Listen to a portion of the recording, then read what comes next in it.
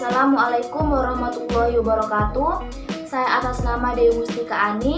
Di sini saya sebagai moderator sekaligus pemateri pertama dari kelompok 4. Pada kelompok kami ini membahas mengenai materi perbedaan individual peserta didik.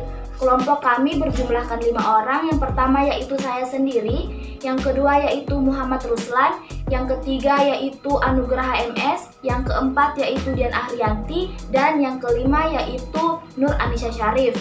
Baiklah, materi yang pertama yang ingin saya paparkan yaitu individu.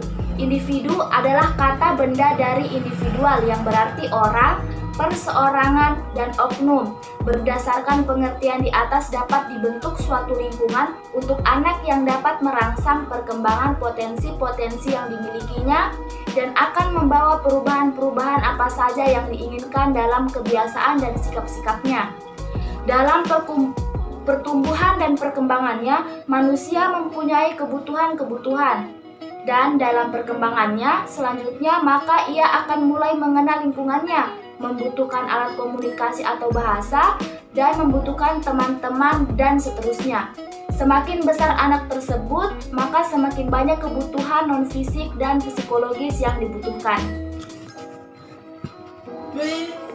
Materi selanjutnya adalah karakteristik individual. Setiap individual memiliki ciri dan sifat atau karakteristik bawahan dan karakteristik yang diperoleh dari pengaruh lingkungan. Karakteristik bawahan merupakan karakteristik keturunan yang dimiliki sejak lahir, baik yang menyangkut faktor biologis maupun faktor sosial psikologis. Natur dan nature merupakan istilah yang biasa digunakan untuk menjelaskan karakteristik individu dalam hal fisik, mental, dan emosional pada setiap tingkat perkembangan. Si orang bayi yang baru lahir merupakan hasil dari 2 garis keluarga, yaitu garis keturunan ayah dan garis keturunan ibu. Sejak terjadinya proses pembuahan atau konsepsi kehidupan yang baru, maka secara berkesinambungan dipengaruhi oleh bermacam-macam faktor lingkungan yang dapat merangsang. Assalamualaikum warahmatullahi wabarakatuh. Nama saya Nur Anissa Syarif. NIM saya 1927040012. Di sini saya akan menyebutkan implikasi perbedaan individual. Yang pertama yaitu perbedaan individu, yang kedua perbedaan biologis, yang ketiga perbedaan psikologis, dan yang keempat perbedaan inteligensi, dan yang terakhir perbedaan bakat. Adapun cara mengatasi perbedaan individual dalam pembelajaran. Perbedaan individual yang terjadi dalam belajar di sekolah meskipun merupakan suatu hal yang wajar sebagai dampak kondisi individu. Siswa yang berbeda-beda, guru harus berupaya untuk mengatasi kondisi variasi individual dalam proses belajar. Oleh karena itu, untuk mengatasi variasi individual dalam belajar di sekolah yang berdasarkan sistem pelajaran klasikal tersebut, pertama kali harus diatasi dengan menyelenggarakan sistem pengajaran individual, yaitu cara melaksanakan pengajaran yang berupaya memperhatikan atau melayani setiap individu siswa sesuai dengan tingkat kemampuannya. Sekian dan terima kasih. Wassalamualaikum warahmatullahi wabarakatuh. Bismillahirrahmanirrahim. Assalamualaikum warahmatullahi wabarakatuh. Perkenalkan, nama saya Dian Ahrianti, NIM 1927042021.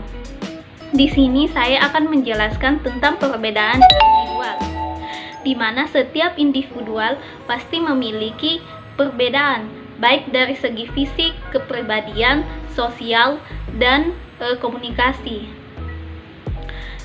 Pertama, saya akan menjelaskan dari segi fisik.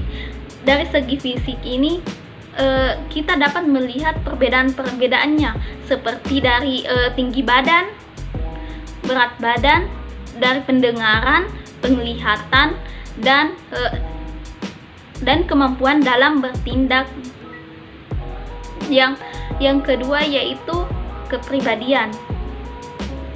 Di dalam kepribadian ini memiliki perbedaan-perbedaan seperti watak, motif, dan sikap maupun minat.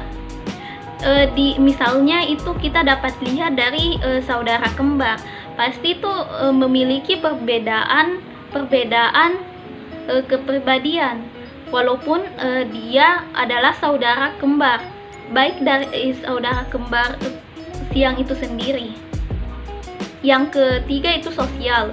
Kita dapat melihat di kehidupan sehari-hari kita, di kehidupan misalnya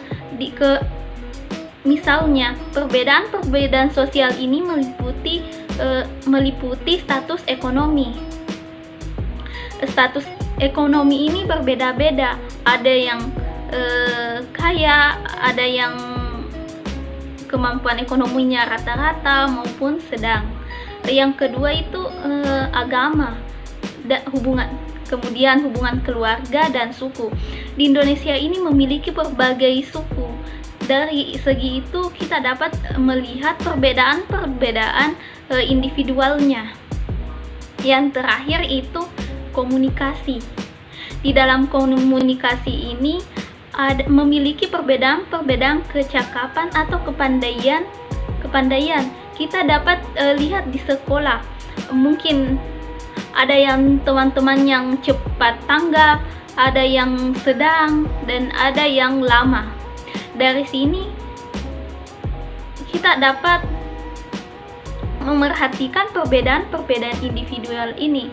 Jadi setiap individual memiliki perbedaan, baik itu dari segi fisik, dari segi kepribadian, komunikasi, dan sosial.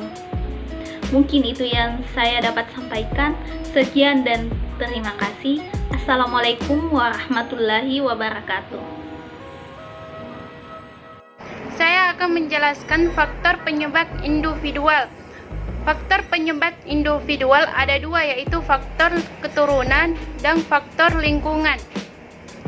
Faktor keturunan, setiap orang memiliki berbagai kemampuan dan kapasitas yang diturunkan kepadanya dan menentukan kemajuan perkembangan diri orang tersebut. Hal ini juga membatasi perkembangan dan pertumbuhan individu dalam banyak cara dan berkaitan dengan jenis kelamin, kecerdasan, kemampuan khusus lainnya. Ketahuilah mengenai peran lingkungan dalam pendidikan, karakter, peran sekolah dalam pendidikan karakter anak, dan peran mahasiswa dalam pendidikan karakter bangsa. Dua, yaitu lingkungan. Lingkungan juga berperan besar, bahkan memegang kunci untuk macam-macam perbedaan individu. Tidak ada orang yang mengalami lingkungan yang sama sekali sejak lahir hingga meninggal. Perbedaan individual timbul pada rangsangan dasar dan diterima seorang dari lingkungan internal dan eksternalnya, termasuk keluarga, teman, tingkat ekonomi, pendidikan, dan